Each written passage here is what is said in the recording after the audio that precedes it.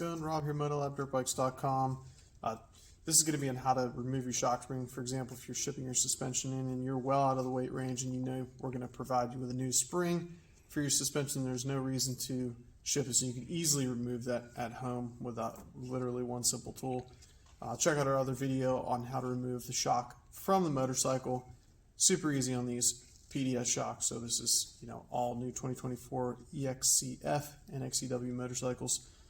So at this point, you can put it in the vise or just lay it on the bench. It's whatever's easier. Take your 4mm Allen wrench and just loosen the preload collar there just until it moves freely. And then you're going to wind the spring counterclockwise, and you're going to look up here at the top. And what you're going to want to do is just push down to expose this little snap ring here.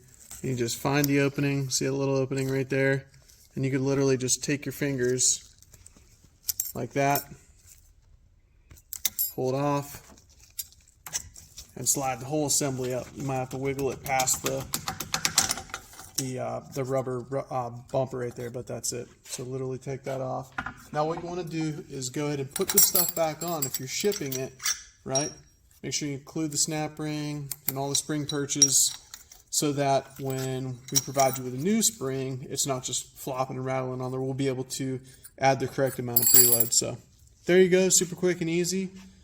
Check out all our other videos. We're trying to keep up with as much time as we got to provide you with a little bit of information and some of the best suspension out there. We appreciate you.